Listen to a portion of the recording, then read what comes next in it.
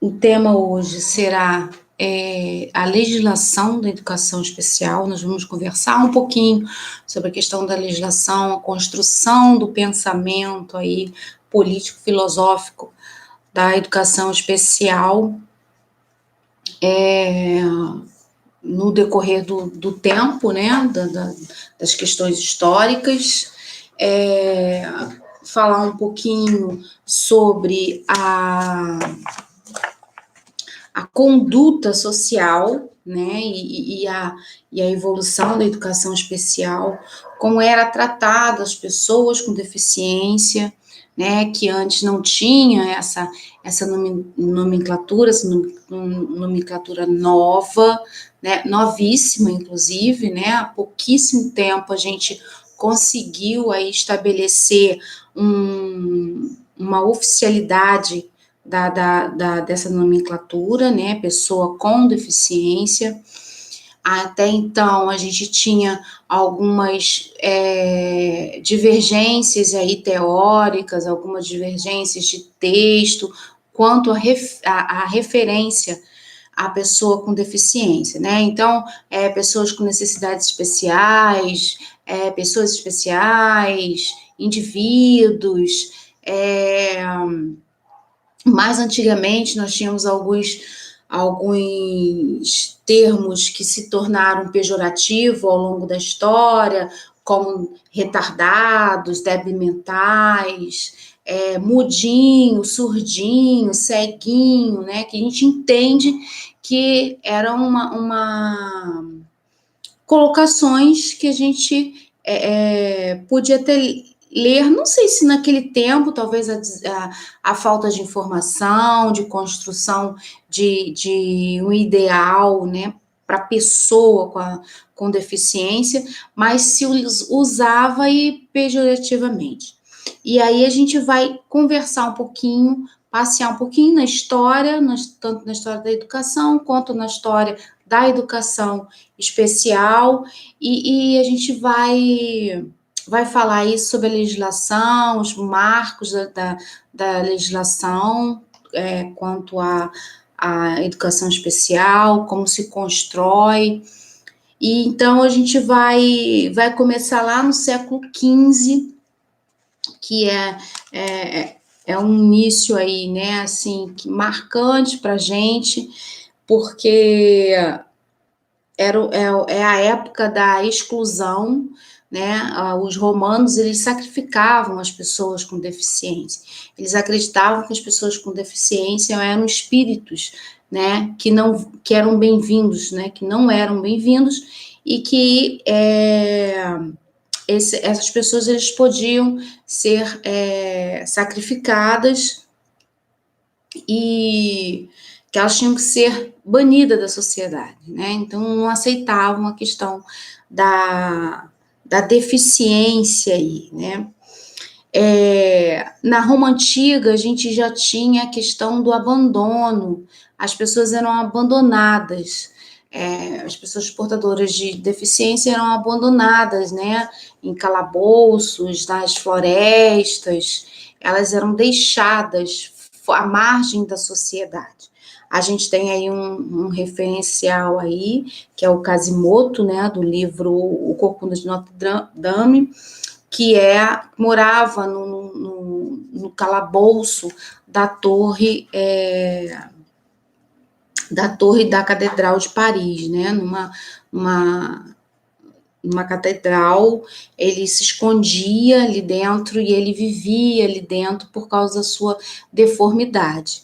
Nós temos também uma visão de pessoas com deficiência no que refere-se aos bobos da corte, que isso já há algum tempo, né, assim, alguns filmes de época, e a gente vê essa questão. Então, aquelas pessoas que tinham deficiência, geralmente deficiência intelectual, que eram colocados para que o rei, a sociedade, né, as festas, eles servissem de gracejos, que eles fossem, né, utilizados como uma diversão. Então, as pessoas mexiam, as pessoas brincavam, ele com seu comportamento descontrolado, descompensado, ele era alvo, então, de chacotas e risos, né? Então, era alegria, vamos dizer assim, da festa. Então, esse período aí é um período que a gente tem como um período de exclusão. A gente não viam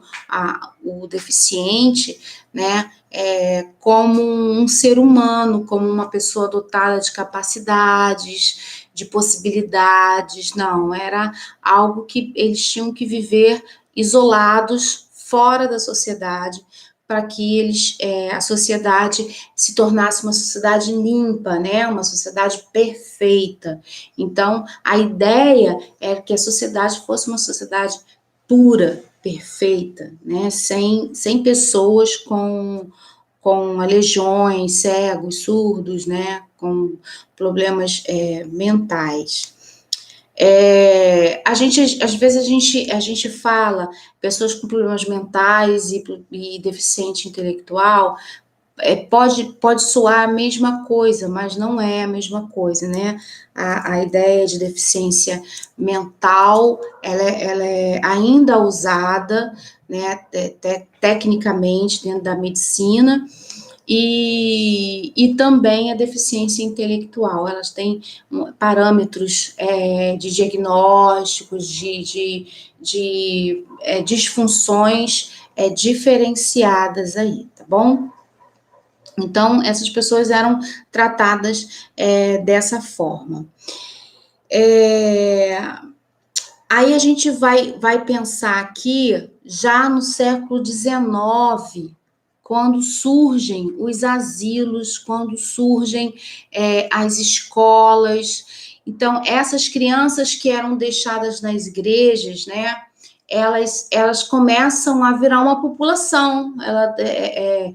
Surgem igrejas com uma, duas, três, quatro, cinco, várias crianças dentro das igrejas, e então eles começam a ter uma população confinada. Então começa a surgir aí o pensamento de uma proteção assistencialista, né? Uma proteção de cuidado, mas um cuidado assistencialista apenas. Então, você alimenta, você veste, você dá uma assistência básica para essa pessoa, mas sem cunho nenhum pedagógico, sem cunho nenhum de cuidado, de tratamento, né? Geralmente os lugares eram insalubres, não tinham uma assistência, então algumas doenças eram focos de algumas doenças infecciosas, que trazia malefícios para essa população, muita não é pneumonia que eu quero falar, não, tem uma, esqueci o nome da doença, né? Então, essas doenças que essas pessoas tinham, prejudicavam, né, essa população. Então, era uma população muito frágil, fragilizada, porque não tinha uma assistência, não tinha uma higienização correta, alimentação correta. Então, era uma população que a sociedade rejeitava ainda mais, né? Então, isso aí no século XIX. Então, na verdade, eram depósitos de seres humanos, né? Eles ficavam ali, né, em condições muito, muito precárias. E aí a gente vai pensar agora, a partir desse século XIX, né, a gente vai pensar um pouquinho na questão de um olhar mais adiante, de um olhar mais pedagógico, mas com um cuidado maior, né, já no século XIX, nós vamos pensar nessa população tendo maior assistência, começa-se a pensar numa educação, em sua maioria começou o movimento de educar essas crianças mais para o cunho funcional, né, do que pedagógico realmente, ou seja, eles aprendiam a se autocuidar, eles aprendiam a ter uma socialização, então começa a se abrir aí a questão, sair um pouquinho da exclusão e entrar num processo que a gente vai chamar de segregação. A população de pessoas com deficiência começam a estar segregada da sociedade, mas ela começa a ser vista pela sociedade, ela começa a ser atendida pela sociedade, ainda não como deveria ser, mas ela começa a ser vista pela sociedade. Então, começa a surgir alguns movimentos de surdos, principalmente de cegos, né? Nós temos aqui no Brasil referenciais de institutos de surdo e cego, né? O INES, de surdo, e o Benjamin Constant, de cegos, sendo referenciais aí desse processo aí de um olhar diferenciado para a pessoa com deficiência. Ainda muito preconceito ainda quanto às pessoas com deficiência física, né, que a gente chamava na época, né, era denominado na época como aleijados, os aleijados, os amputados, e eles têm essa questão aí ainda de muito preconceito. Geralmente eram os pendentes nas portas das igrejas, eles pediam, né, esmolas, ajudas nas portas das igrejas, e tem nesse período, né, começa um movimento pós-guerra pós-guerra, pós-Segunda Guerra Mundial, começa, na verdade, pós-Primeira Guerra Mundial, 1920 pouquinho, já se começa a olhar a deficiência como um olhar diferenciado, porque a guerra proporcionou uma população de amputados muito grande, de pessoas com muitos problemas mentais por causa da guerra.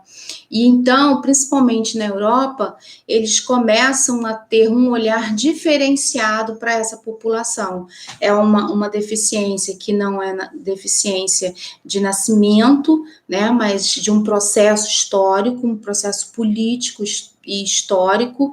Então o governo começa a pensar, né, os líderes de alguns países da Europa começam a pensar como lidar com essa questão, porque são pessoas que voltam da guerra muito prejudicados, seja mental, seja físico, e uma população que não era ativa economicamente.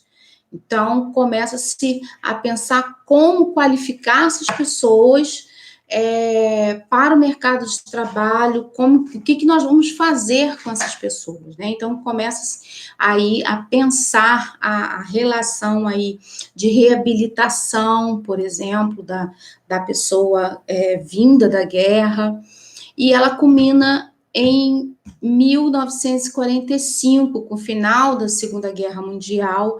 Esse olhar é ampliado, né? Nós temos o final da guerra, da Segunda Guerra Mundial, e, se eu não me engano, em março de 1945, ou abril de 1945, e o pós-guerra vem, então, abrir totalmente a visão sobre a questão da pessoa com deficiência. Em 1948, surge a Declaração dos Direitos Humanos, que é também um documento pós-guerra, é um documento de movimento político pós-guerra da ONU, né? É um referencial, é um marco muito importante para a educação especial, que começa a se pensar mesmo e agir a favor das pessoas com deficiência. o processo de fisioterapia, de reabilitação, de algumas terapias, e de um olhar médico para a deficiência, ela surge após Segunda Guerra Mundial. Então, é um movimento que enriqueceu muito a política de inclusão da pessoa com deficiência. Mas ainda se tinha muito a caminhar até o processo de inclusão. Nesse momento, a gente tem o processo de integralização, que é a pessoa que está dentro da sociedade, né? É um movimento que você tem os hospitais, e dentro dos hospitais tinha as alas psiquiátricas, tinha as alas de amputado, tinha as alas de demências. Então, você tem aí uma estrutura, né, de atendimento à sociedade, e dentro dessa estrutura você tem uma parte dela que é dedicado aí à deficiência, seja ela física, mental, né? Então, a gente começa a trabalhar aí a questão da integralização. A pessoa com deficiência está dentro da sociedade, mas a parte da sociedade. Mais adiante, nós vamos... só voltando um pouquinho, nesse período, a gente já começa a se pensar direitos e deveres da participação dessas pessoas na sociedade, né? Bem, uma pessoa que foi à guerra, que voltou amputado, qual é o direito dessa pessoa dentro da sociedade? Quais são os deveres dessa pessoa? Quais são os deveres do Estado para essa pessoa, né? Para com essa pessoa? Então, começa aí a surgir um movimento de direitos a essa pessoa, que é consolidado com a Declaração dos Direitos Humanos. Aí a gente vai saltar de 1945, 48, a gente passa um longo período no Brasil, 48, né, e depois vem uma política brasileira que foi uma ditadura civil, e muitas questões trabalhistas foram alcançadas. Em 61, é a primeira vez que se refere à pessoa com deficiência dentro da política brasileira, né, a LDB de 61, que é uma LDB já pós-ditadura militar, mas que já vinha sendo desenhada aí a questão do golpe militar de 64, citado a questão da pessoa com deficiência, mas muito timidamente, apenas num artigo, dizendo que a pessoa com deficiência, o aluno com deficiência, ele tinha quando possível, ele deveria ter um atendimento especializado. Especializado não, um atendimento diferenciado, tá? Não especializado como a gente compreende hoje. Em 71, a LDB de 71, que já é pós-ditadura militar, ainda não na abertura, né, mas ainda estava no período da ditadura militar, mas com uma flexibilização maior política, ela vem já contornando as questões da política da pessoa com deficiência, mais abrangente, com um olhar de integralização, trazendo aí uma perspectiva melhor de interação com as classes especiais dentro das escolas, né, com um olhar aí, se eu tenho ela aqui, vou dar uma olhadinha, passa a ser de um artigo, né, apenas, passa então a ter um capítulo, né, da LDB de 71, passa a ter um capítulo para a educação da pessoa com deficiência, tá? É a Lei 5.692, de 71, que tem o artigo principal, seria o artigo 9, e que fala assim: os alunos que apresentam deficiência física ou mentais, e aí só tinha visão de deficiência mental e não intelectual, os que se encontram em atraso considerável quanto à idade regular de matrícula e os superdotados. Isso aqui é muito interessante a gente observar que o superdotado, ele está sempre na legislação, né? Então, ainda hoje, é uma população que ela é quase invisível, né? A gente não tem muito trato com essa questão da superdotação. Hoje eu tenho um movimento forte aqui no Rio de Janeiro sobre a questão do cuidado da pessoa com superdotação, né? Altas habilidades de superdotação. Mas os superdotados, eles têm uma prerrogativa na legislação desde o início, né? Então a gente não, a legislação ela não tratava da criança, né, ou da pessoa com deficiência, né? Vamos dizer assim, aquela que está dentro de um quadro aí de complementação cognitiva, mas a superdotação, que é a suplementação hoje, que a gente entende como a suplementação, ela já estava na legislação desde 71, tá? Deverão receber tratamento especial de acordo com as normas fixadas pelas competências dos conselhos de educação. Então, cada deficiência, aí começa, então, nas nomenclaturas DA, que era deficiente auditivo, cegos, DV, que era deficiente visual, o DA, não, DM, deficiência mental, então, e DF, que era deficiência física. Começa tratado como essas nomenclaturas aí na década de 70. Após 71, gente, começa então um processo enorme no Brasil de democratização, de abertura, que ela vai desde 78 até 88, quando a gente tem um marco importantíssimo, né, dentro da política e da estruturação da educação também, que é a Constituição Federal de 1988. Que ela vem, então, é a nossa Constituição democrática, né, constituinte, logo depois a gente tem a votação, né, a eleição, né, de presidentes por voto direto da população.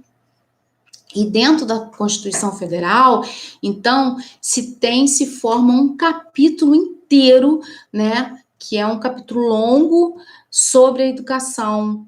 Então, eles norteiam, eles colocam a ideia da educação geral dentro da Constituição Federal, né? Eles passam a ter a preocupação, que foi um ponto muito positivo, começa a ter preocupação com a educação. Então, há uma normatização geral na Constituição Federal, depois vem, então, todo um processo de leis menores, né, leis específicas, que a gente chama de leis passas, mas a lei suprema do nosso país, ela já tem uma visão muito legal sobre a questão da estruturação da educação.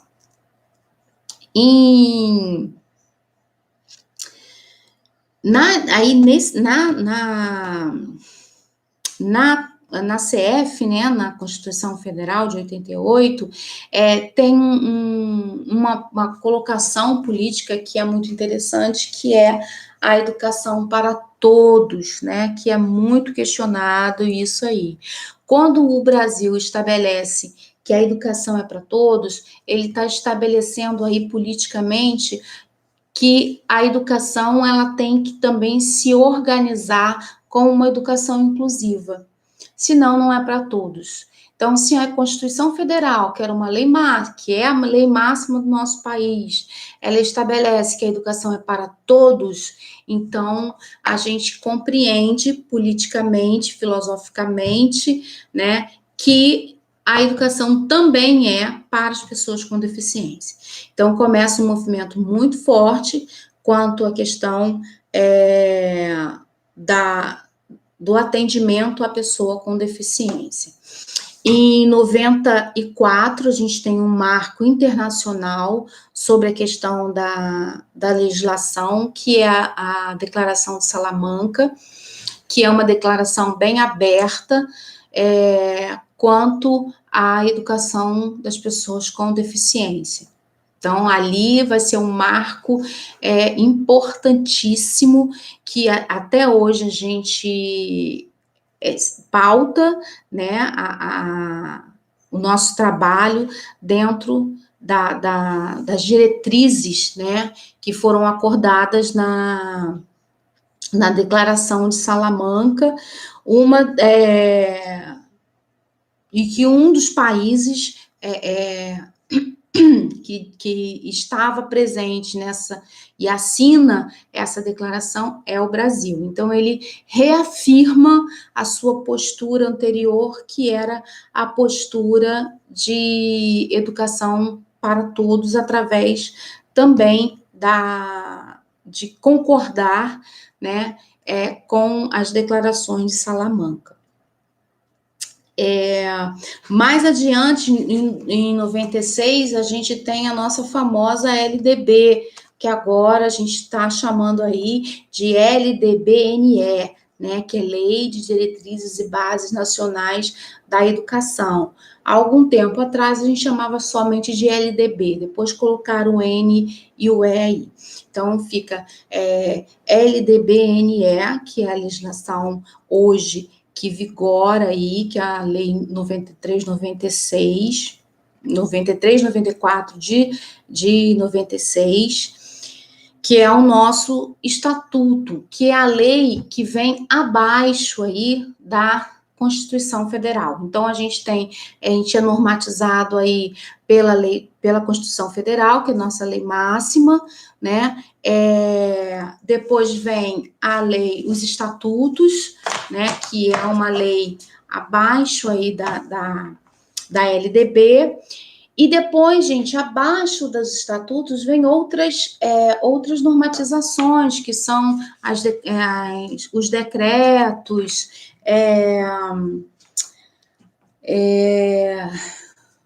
as medidas provisórias, depois vem as resoluções. Então, a gente tem uma hierarquia de lei aí. A gente não... Muitas vezes a gente pensa, o prefeito que está fazendo, olha a lei que o prefeito, né? O prefeito, ele não dita lei. A gente tem aí 3 poderes, né? O legislativo, o judiciário e o executivo. E o presidente da República, os governadores e os prefeitos, eles são executivos, eles apenas executam as leis, né? Na verdade, quem faz as leis, quem prepara as leis é o legislativos, que são os deputados federais, os senadores, os deputados estaduais e algumas leis, os vereadores. E o judiciário, ele faz, então, ele tem um papel aí de vigilância das leis, né? Ele que faz toda a vigilância, ele que julga as pessoas que estão de acordo com a lei ou não. Então, a gente tem esses 3 poderes, que a gente fala que são... Os 3 poderes, eles são independentes, mas eles são harmônicos, porque um constrói as leis, o outro fiscaliza as leis e o outro executa as leis. Então, a gente tem que ter essa visão. Então, o presidente da República, os governadores e os prefeitos, eles não criam leis. O presidente da República é um pouco diferente, que ele tem alguma prerrogativa aí das medidas provisórias, né, de algumas coisinhas que eles podem até publicar, mas tem todo um processo legislativo para ser aceito, então a gente tem uma regulamentação aí. Então, é importante que a gente compreenda que as leis, elas têm uma hierarquia, né? E essa hierarquia, ela vem a Constituição Federal, as leis que a gente chama de leis orgânicas, que são os estatutos, né? Como é a LDB, como é o Estatuto da Pessoa com Deficiência. Depois do estatuto, então, vem as leis menores, que são as resoluções, que são os decretos, que tem, né, a gente vai trabalhando, sim, a questão hierárquica das leis. Então, qualquer coisa que a gente vá fazer, a gente tem que ter um conhecimento, né, nem que seja mínimo, do que está lá na Constituição, o que a Constituição fala sobre a educação, o que a LDB fala sobre a educação, né, e que as resoluções explicam, né? A gente tem aí a resolução número 4, que é uma resolução importantíssima para a gente, é ela que vai dar o direcionamento aí quanto às questões da educação especial. E ela a resolução, ela é um documento explicativo, ela explica, ela normatiza um artigo de leis superiores, que é a Constituição e a LDB. Então, a Constituição, ela tem um poder amplo, né, de legislação. As leis orgânicas, no caso aí, a LDB é mais restrita, ela vai se aprofundando mais, ela norteia com mais direcionamento a legislação e a prática e as estruturas. Depois tem, então, a resolução, que vem explicar como vai acontecer, ela vai colocar para a gente como que acontece o que está lá na LDB e o que está na Constituição Federal. E aí a gente ainda tem um documento, que é um documento administrativo, mas que também tem um poder aí de legislação, de organização da legislação, vamos dizer assim, que são as notas técnicas, que elas são feitas por técnicos, né, do MEC, explicando a resolução. Então, você tem uma lei geral, você tem uma lei mais... Então, é um funil, né, gente? Vai afunilando, mas, na verdade, ela vai ampliando o nosso conhecimento sobre um determinado tema. Então, a gente tem aí a resolução número 4, que é muito, muito importante a gente estudar essa legislação, perdão, essa resolução, porque ela vai te dizer... toda a estrutura da educação especial. Quem deve ser o professor de educação especial, quem é o público-alvo da educação especial, está lá na resolução número 4, que está nos nossos documentos, que está aí na nossa apostila de legislação. Ela vai dizer com os procedimentos de atendimento, então ela vai nos nortear completamente a questão do atendimento da educação especial. Quando há alguma dúvida, vamos colocar assim, quanto à resolução, o que a resolução quer nos falar, o que surge, gente? Surge a nota técnica. Então, a nota técnica número 4, ela é muito importante, ela explica muito bem a questão do público-alvo, ela explica o tipo de atendimento e ela explica um tema importantíssimo e que é muito, muito, muito trabalhado erradamente. Sim, a gente vê assim, coisas acontecendo que realmente nos chamam muita atenção, que é a questão do laudo, né, do laudo médico para criança com necessidades especiais. ou com pessoa com deficiência, né, o aluno com deficiência. Então, assim, está sendo muito usado erroneamente essa questão do laudo. Nós temos algumas secretarias de educação têm a compreensão que a matrícula da criança na educação especial, ela está vinculada ao laudo. Eu tenho conhecido alguns casos que crianças fora da escola, porque não apresentaram laudo, crianças com necessidades autistas, né, crianças com deficiência intelectual. Então, são casos, assim, muito complicados que a gente precisa estar muito alerta. A criança com deficiência, ela tem que estar obrigatoriamente matriculada na escola regular, né? A gente tem lá na LDB um artigo, se eu não me engano, o artigo 5º, ele diz que a educação, ele é um direito subjetivo, né? O que seria um direito subjetivo? É um direito que a gente não pode tirar da pessoa.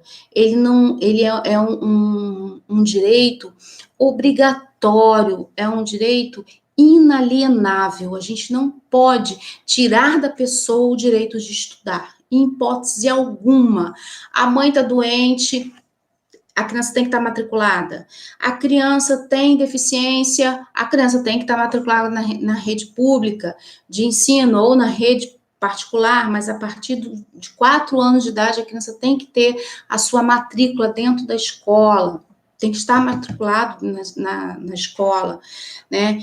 Não interessa o que esteja acontecendo, a criança, ela tem que estar matriculada, porque é um direito subjetivo, é um direito inalienável da criança, né? Nada pode tirar esse direito.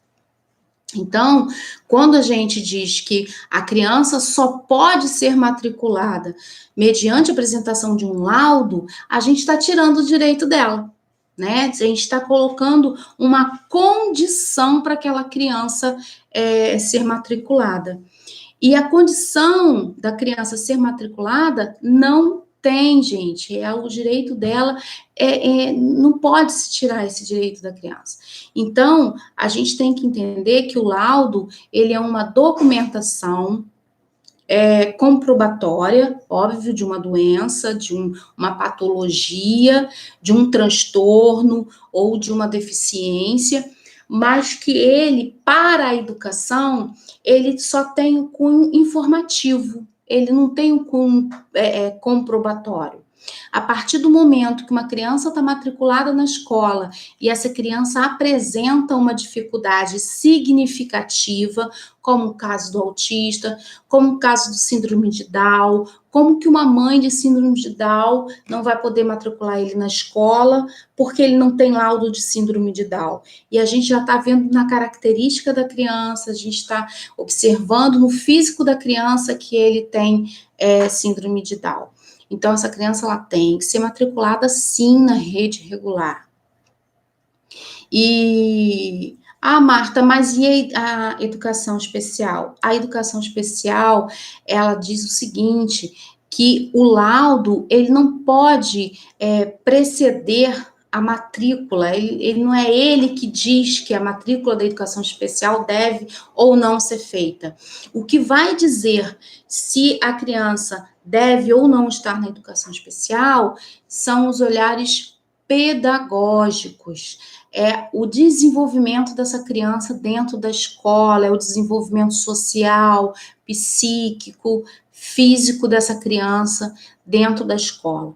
Então, o laudo, gente, não tem que ser de caráter obrigatório para que essa criança seja, em primeiro, matriculada na rede pública de ensino, né, na educação regular e também na educação especial. Lembrando que a criança com necessidades especiais, né, a deficiência, com deficiência, ela tem a dupla matrícula.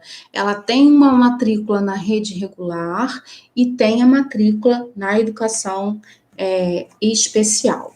Então, a gente tem aí na nota técnica um suporte muito bom na questão de esclarecimento das questões aí de todo o processo, de todo o envolvimento e a parte de funcional da educação especial está lá na resolução número 4 e na nota técnica número 4, tá? Então, são documentos importantes que a gente tem que ler, estudar, para que a gente possa compreender todo um mecanismo. A gente tem agora, né, a lei em 2015 é instituída o Estatuto, a Lei Brasileira de Inclusão, né, foi o primeiro nome que se colocou, né, é a Lei Brasileira de Inclusão da Pessoa com Deficiência, que se tornou aí o Estatuto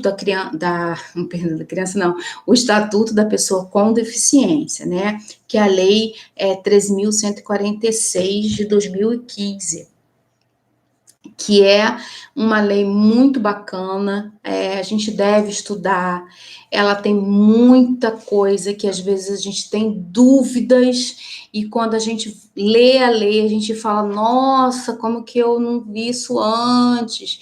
Tá aqui. Então, assim, para vocês terem uma ideia, só para a gente ver o que tem dentro do estatuto aí da pessoa com deficiência, ele trata de todas as áreas de direito, né, social da pessoa com deficiente, então, o direito à saúde, à moradia, à educação, ao lazer, então, todos os direitos lá do artigo 37 da Constituição Federal, né, 37, eu acho que trata das questões sociais, está lá no artigo 37 da Constituição Federal,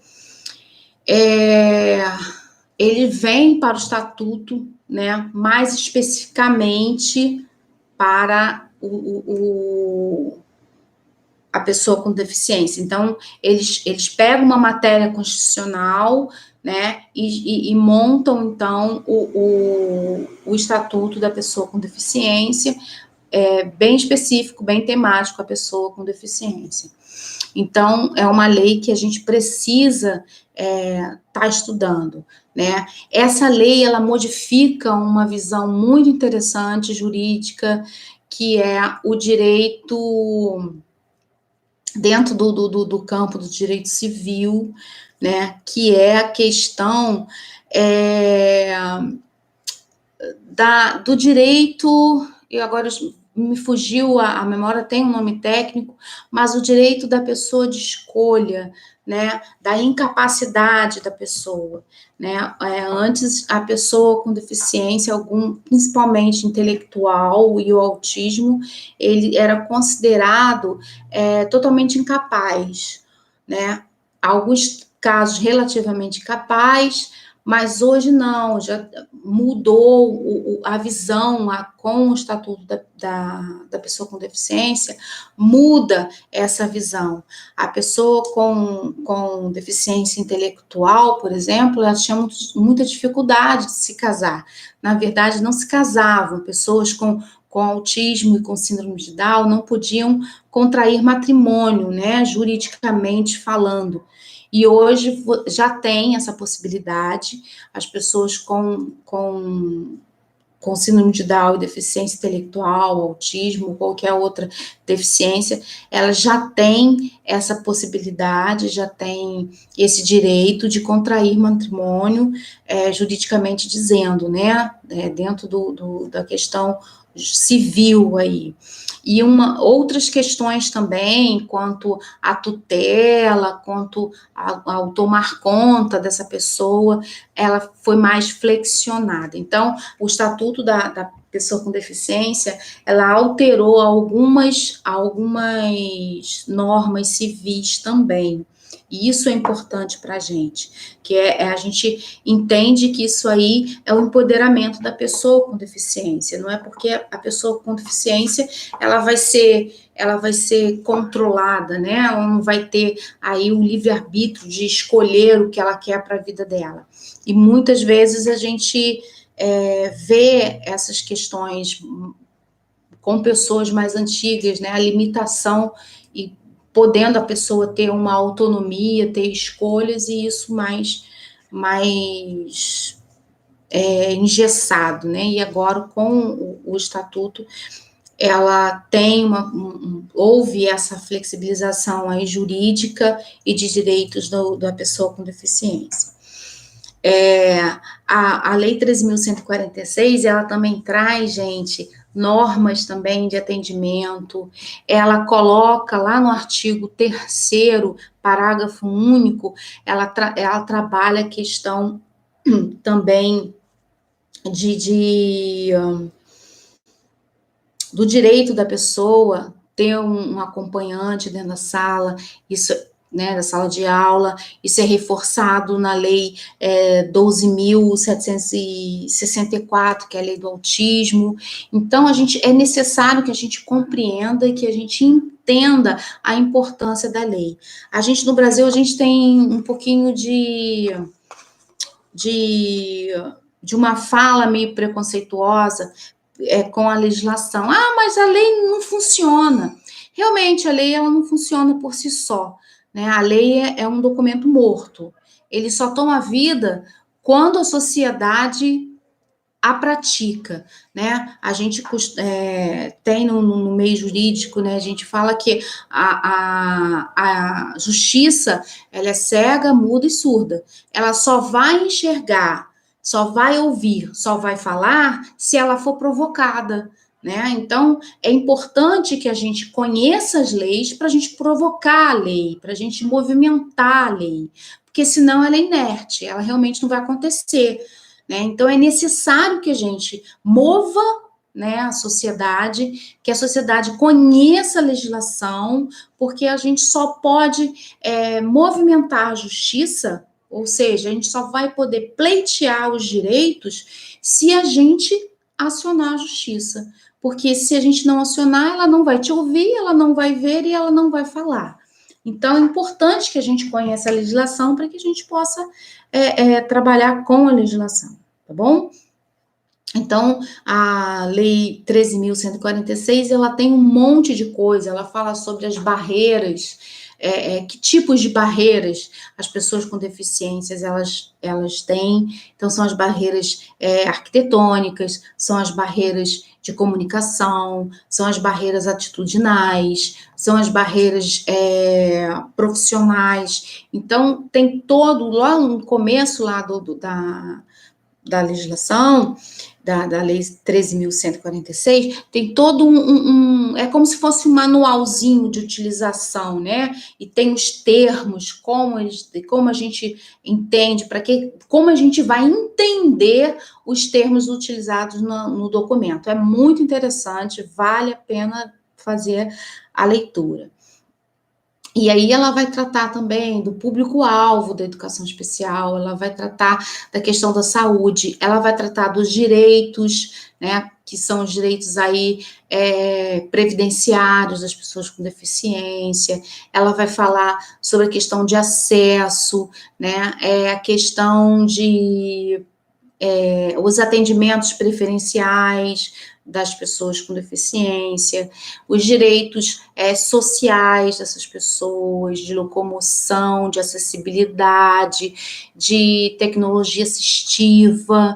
Marta, mas é muita coisa, isso é muito utópico. Mas lembra que eu falei, as coisas só vão acontecer se a gente pleitear, se a gente souber o que está escrito e a gente cobrar, a gente fazer valer a nossa legislação, ok? Então, aí tem aí em 2015, então, a lei, o Estatuto da Pessoa com Deficiência, que a gente, como professor de educação especial, como psicopedagogo, como fono, terapia ocupacional, qualquer terapeuta ou profissional que está ligado diretamente com a reabilitação das pessoas, seja ela uma reabilitação pedagógica ou física, conhecer essa legislação principalmente, ok? A gente vai falar um pouquinho sobre a Lei 12.766, perdão, 12.764, que é a lei do autista, né? É uma lei também que é nova, ela foi publicada em 2012, né? Ela é um pouquinho mais velha do que o Estatuto. Primeiro veio a legislação do autista, para depois vir o Estatuto, tá bom? Essa lei, ela também é chamada de Lei Berenice Piana, que foi a pessoa que movimentou fez toda a movimentação quanto à busca do direito, né? Ela é uma mãe de autista que buscou aí a chegar, né, nessa questão desse documento, dessa da legislação. Ela brigou muito, foram anos aí de trabalho para essa lei ser publicada, né? E essa lei, ela caracteriza um avanço muito grande na questão do autista. Hoje em dia a gente fala, nossa, tem muito autista, tá surgindo autista assim de tudo, não, todo mundo é autista. Mas a ciência e as instituições de fomento de pesquisa não tem uma posição muito fechada ainda dessa questão da população do autista, mas a gente, e é que eu mais acredito, pelo tempo que eu estou aí na educação especial, que muita criança que era atendida como retardado, né, como esquizofrênico, como a criança esquisita, essa criança, na verdade, são os autistas, né? Então, eles já estavam aqui, né? Eles já estavam entre a gente, só que eles não tinham um diagnóstico preciso, não tinha uma legislação, não tinha um trabalho, um olhar para essas crianças. Então, a gente tinha nas escolas os esquisitos, né? Ditos esquisitos, as crianças esquizofrênicas, as crianças retardadas, essa criança isso aí não socializa, isso aí não, né? Era um preconceito contra a criança que tinha esse comportamento, né? Esse comportamento que a gente ouvia muito se falar dos comportamentos esquisitos. Então, eu acredito que essa é a população do autista. E essas crianças não eram poucas, eram muitas, né? A gente tinha criança, a gente tinha muita evasão escolar na década de 80 e 90, né? De crianças que não conseguiam aprender. Eu fui criada numa área rural, e eu lembro que eu tinha uns 2 amigos meus que eles eram os esquisitos da escola, e tinha um que, assim, eu era mais amiga dele, e ele era uma criança muito franzina, muito, muito sofrida até, era uma criança socialmente, hoje a gente chama de vulneráveis, né, sociais, e ele não conseguia se socializar. Eu acho que eu era a única amiga que ele tinha, né? A gente merendava junto, a gente passeava na escola junto, mas ele era muito estranho mesmo. O apelido dele era estranho, né? Era o magrelo estranho. Ah, aquele menino magrelo estranho. E ele saiu da escola, né? Então, o pai dele, uma pessoa da área agrícola, né? Trabalhava na agricultura e começou a ficar velho já, idoso, e então ele não aprendia, não conseguia aprender, ele não conseguia se desenvolver na escola, acabou saindo da escola para continuar a vida de rural que o pai dele tinha, né? E era triste a gente passar e ver ele capinando, trabalhando, né? E a gente indo para a escola. E ele E ele tinha, né, essa coisa de ser esquisito. Olha, né, me lembrei agora. Ele tinha essa coisa de ser o esquisito da escola, né?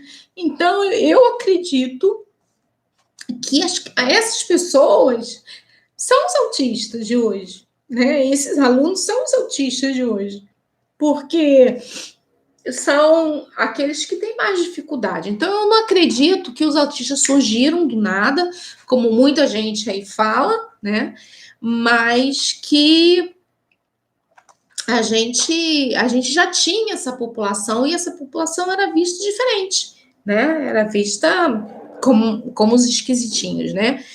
Então, a gente tem aí uma lei que ela normatiza aí o atendimento dessas crianças, ela normatiza aí a questão de direitos também, a questão de salário, né, de uma ajuda e de custo, né, da questão financeira, para suporte financeiro do aluno. Então, é uma lei que a gente precisa conhecer também, porque ela está lá nessa lei 12.764, a questão do acompanhamento, a questão da flexibilização curricular para esse aluno, a questão da adaptação de horário, se for necessário, do acompanhamento, do correto meio de atendimento dessa criança. Então, isso tudo está lá na Lei 12.764, tá bom?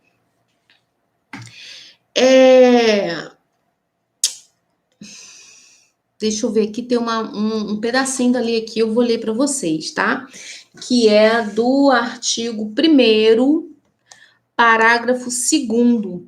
A pessoa com transtorno do espectro autista é considerada pessoa com deficiência para todos os efeitos legais. Por que, gente, esse parágrafo aqui? Porque a gente tem aí exemplos do dislexo e o transtorno de déficit de atenção, que eles não estão na legislação de atendimento especial. Eles não estão dentro do rol da pessoa, da resolução número 4, né, do próprio estatuto da pessoa com deficiência. Então, aqui, a lei coloca bem claro que a pessoa com autismo, né, ela é considerada, né, a pessoa com deficiência, para que todas as leis que venham a acontecer para beneficiar essas pessoas, elas sejam inseridas nessas leis.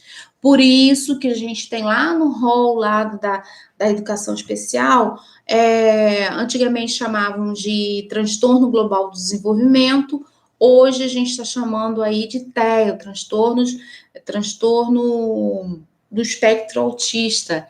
Eu já tenho visto alguns textos com outras nomenclaturas aí, porque o CID mudou, né? A gente vai ter uma alteração até 2020 da questão do CID, dos autistas, né? Ele vai ter um CID próprio.